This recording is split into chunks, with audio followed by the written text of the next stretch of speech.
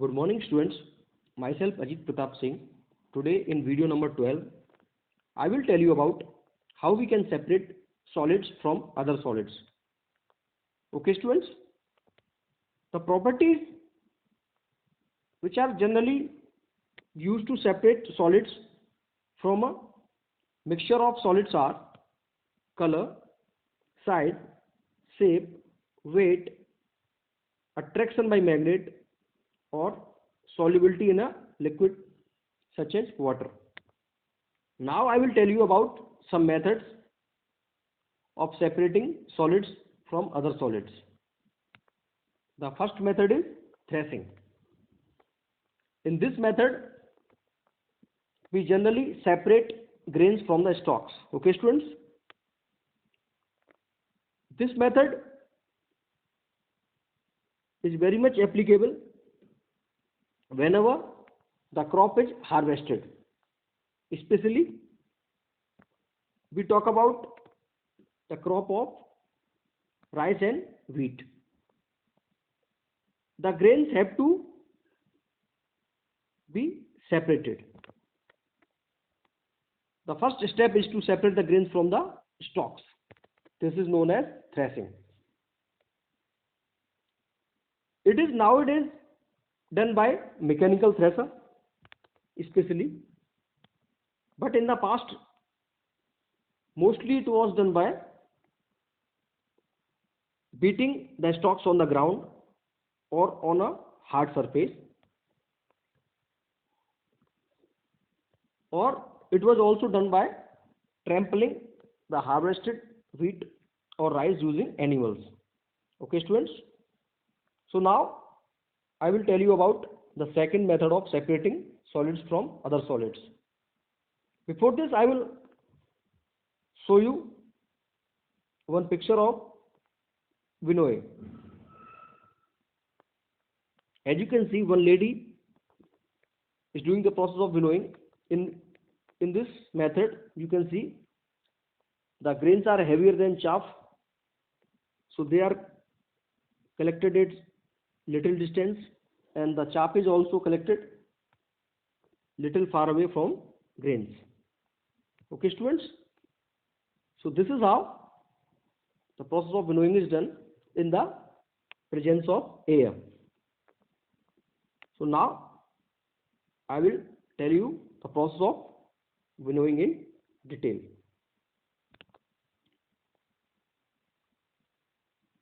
In the process of winnowing, the mixture is allowed to fall from a height as the air blows away the chaff while the grain falls down almost vertically.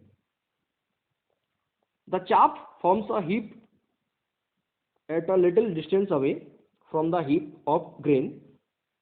This process is known as winnowing, or in short we can say the process of separating chaff from grains is known as winnowing. It is done in the presence of air. Okay, students? The next process or next method of separating solids from other solids is hand picking. As the name is suggesting that it should be done by the hand only. So that's why it is called as hand picking. Undesirable substances such as pieces of stones in rice or dal can be separated by hand picking. This is possible because the particles of the undesirable substance are different from the food grains in color, shape, and size. So this method is convenient when the undesirable components are present in small quantities, and when the undesirable components are in small quantities, and also when the undesirable components are very small pebbles, then only we can use this method, and it is moreover used in separating small pieces of stones from either rice or from pulses. I will show you one picture of hand picking, how it is done. As you can see, one lady is removing the stones from rice by hand picking. Okay, students? So now we will move to the next method, that is sieving.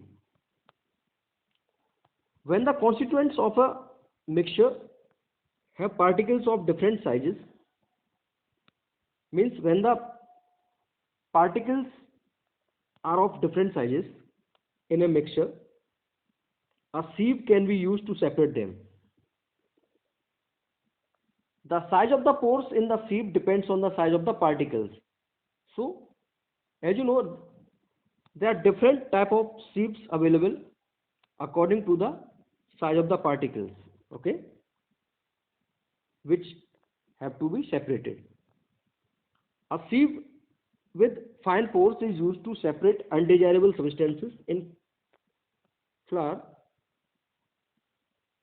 A sieve with bigger pores is used at construction sites to separate stones from sand. I will show you this picture of construction site as well after a little while. A sieve is often used at home to separate the bigger particles in wheat flour, and we also call it as the atta. However, this is not considered a healthy practice nowadays, as the bigger particles are lost in this process. Bigger particles of roughage are lost in this process, because roughage is also important for the human body. Okay, students? So now I will show you one picture. You can see in this picture at the construction site in which a sieve being used to separate stones from sand.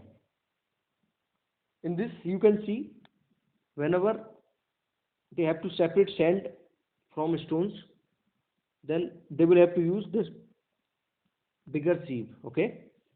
Then the particles of stones will be remained in the upper part, and the sand will go through the pores. So that's it in this video number 12 of separating solids from other solids. I hope, students, now you will be able to understand and answer about how we can separate solids from other solids with the help of different methods like threshing and winnowing, hand picking, and sieving. So these were few methods which I just told you. So thank you, students. Have a nice day.